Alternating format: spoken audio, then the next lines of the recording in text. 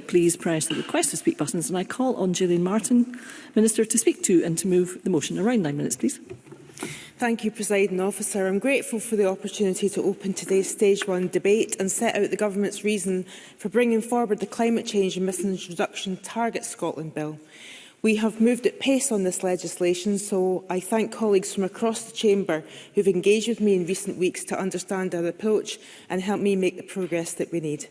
I also want to thank the Net Zero and the Delegated Powers Committee for their scrutiny of the bill to this point and for their support for the general principles of the bill. Presiding Officer, in the Climate Change Emissions Reductions Target Scotland Act 2019, this Parliament set highly ambitious emissions targets, including a reduction of 75% by 2030. At that time, the independent experts at the Climate Change Committee advised us all that the target was beyond their recommendation and would require extraordinary effort to achieve.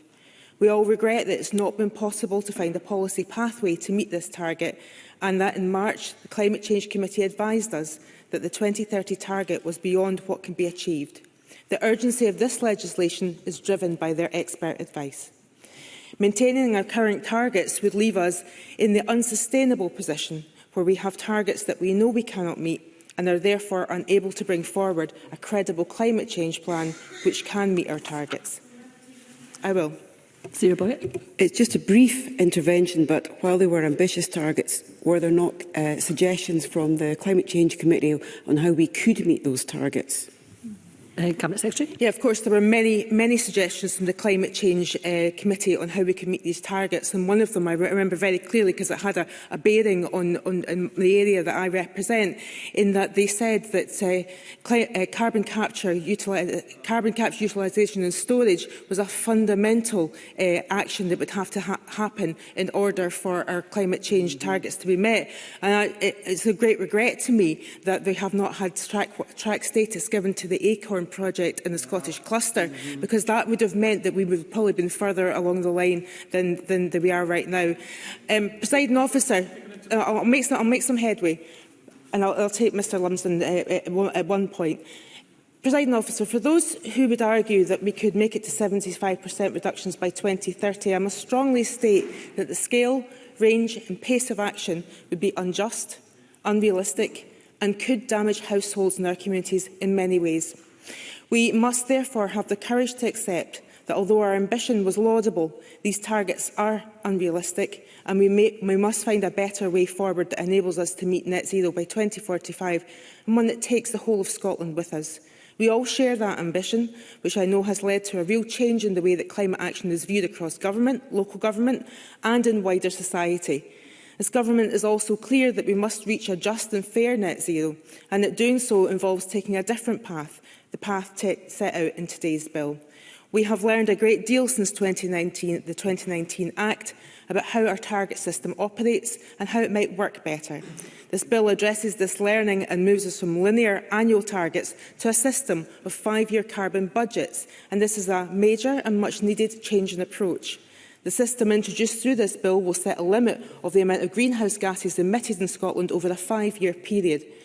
The expert advice of the Climate Change Committee is that these carbon budgets better reflect Scotland's long-term decarbonisation journey and smooth out the volatility of annual emissions. In contrast, the rigid system of annual target systems struggles to account for in-year fluctuations like harsher winters, unexpected global crises like COVID-19 pandemic. And we've also been learning the use of carbon budgets in Wales and Northern Ireland, as well as further afield. This bill will now allow those targets to be set by regulations after we receive the Climate Change Committee advice on levels, and it will align our climate change plan timeline with the new system.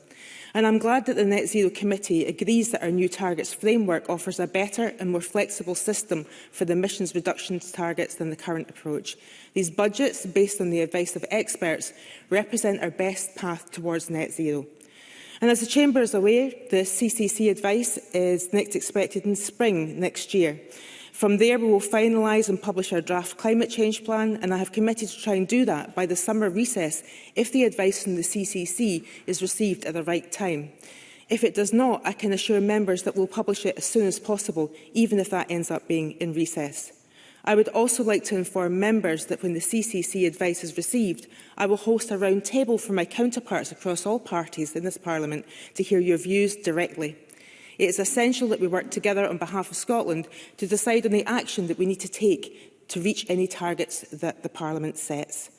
This bill's provisions are strictly limited to those necessary to bring forward carbon budget framework and enable the next climate change plan to reflect our carbon budgets. We remain steadfast in our statutory goal of net zero by 2045 and to our statutory requirements on annual reporting on emissions and progress. To be clear, Presiding Officer, while we move from annual targets to 5-year carbon budgets, we will maintain an annual reporting cycle, and this will include updates on our emissions levels and review the progress of our climate change plan, including developments in each sector of the plan. At the end of each carbon budget period, these reports will state whether Scotland's carbon budget target for that period has been met.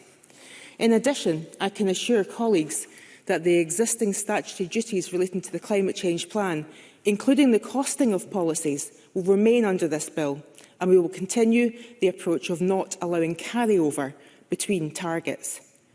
Presiding Officer, we can see from our recent UK leading achievements in afforestation and provision of electric charging points, which are the highest outside of London, that Scotland continues to lead the way in the journey to net zero. Under this government, taking resolute action on net zero will not change. Carbon budgets will reinforce our momentum with an underpinning of credible targets. They will support government and our many partners in Scotland's decarbonisation journey in achieving our continued aims and actions. Scotland continues to be at the forefront of climate action, and I truly believe that the people of Scotland share a drive to net zero ambitions and to protect future generations. We have already achieved great strides in decarbonisation from the rise of renewables in our energy sector.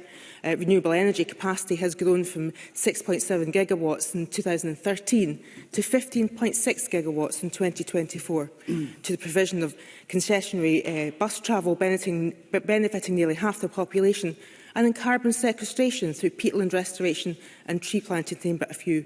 But we need to go a lot further, and we do know that. The next steps will not be easy, and there are difficult choices that we must address collectively.